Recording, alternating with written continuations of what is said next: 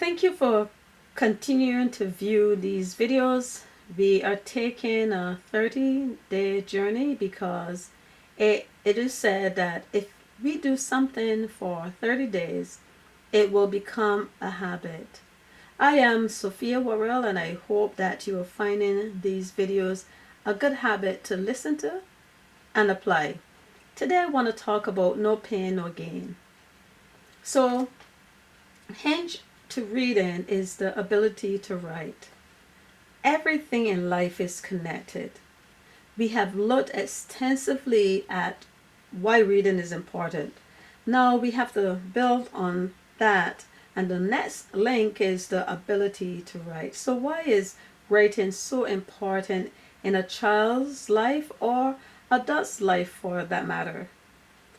We take for granted that almost everything we do in life involves being able to read.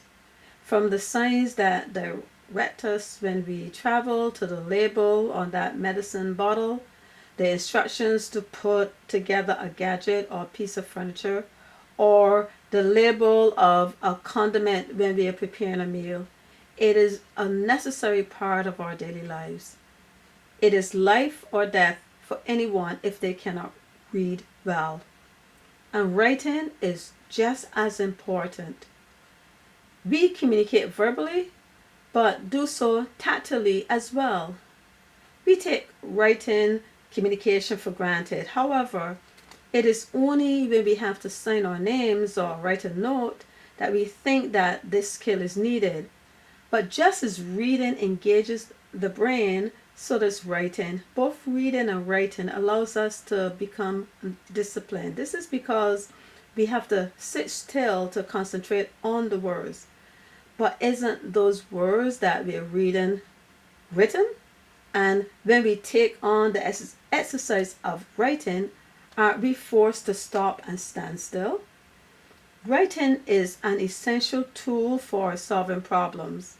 Our brains can become overloaded by the problem pressing on the mind. However, the simple act of writing out what is it that is plaguing us pulls it out and permits us to see it from another angle.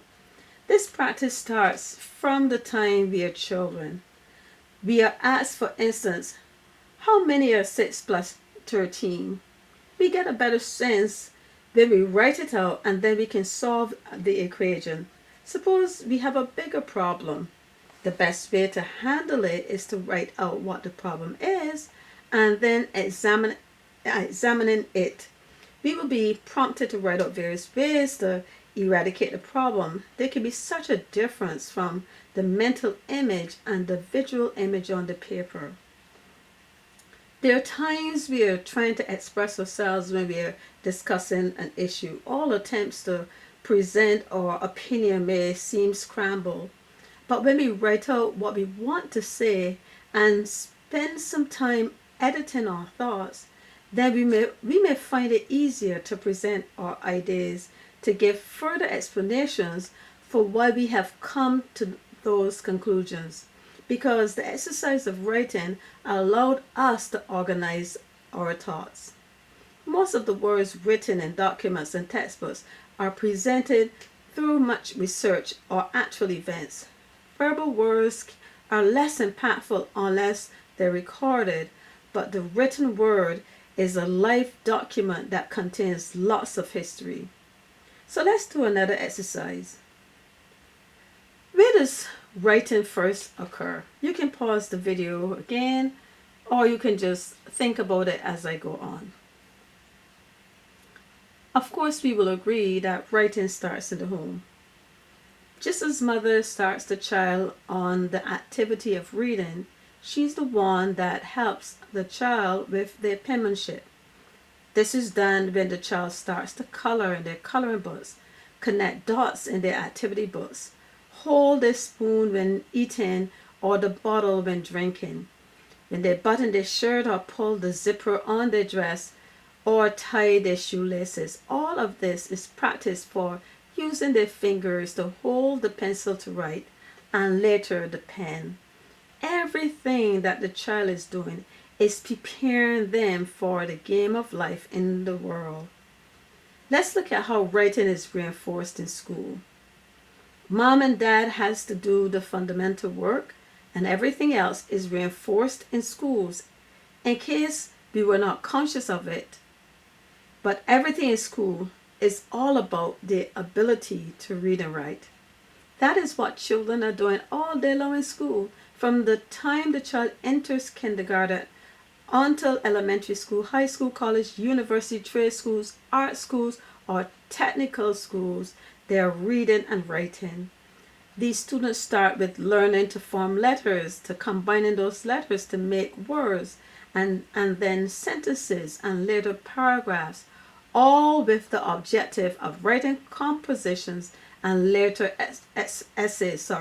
It takes years of practice in order to master each level of work. No child enters kindergarten writing a 30-page essay. They build on the motor skills that they had begun in the home. Later, as children grow and seek to express their ideas, writing them out and reading it back to themselves will elicit the type of response they will get when they share their thoughts, ideas, and opinions. This is because they want to be able to project what responses will come and grant them time to cover themselves, even if there's some responses that they are not anticipating. The point is that the object is to get whatever is present on in the mind out of the head. Writing is a good practice because it acts as a buffer between what is spoken and how it is said. Now let's look a little in depth at what is the game of life. It is relevant that we address what the game of life is all about before going any further. It is how we live and function as adults. We spend most of our life in this stage. We have about 20 to 25 years to prepare for our working life. By 25 years of age, we will have to have completed all of our schooling and be ready for the workforce. Our years of employment will go on till we are about 65 years of age. This is the time allotted for all of us to work and prepare for our retirement. We have about 40 years before we sit back and enjoy the fruits of our labor, or we will have to work for the remainder of our lives playing the game of catch-up. The question is, how prepared are we for this stage of our lives? The adult stage, I mean.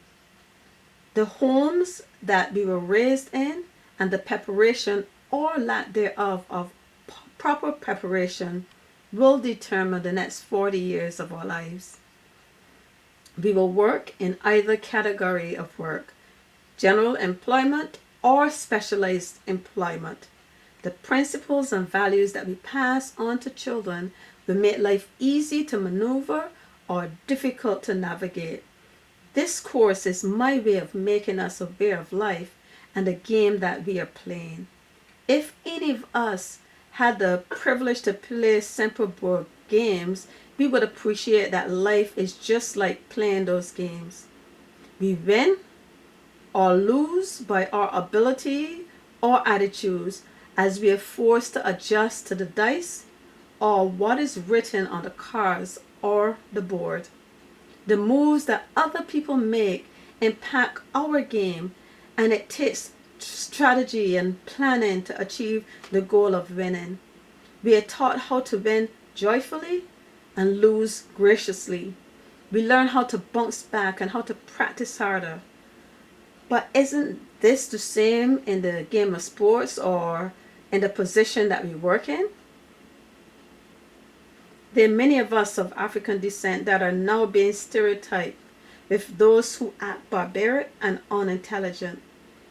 Their thug-like behavior is not what we want represented of our culture anymore.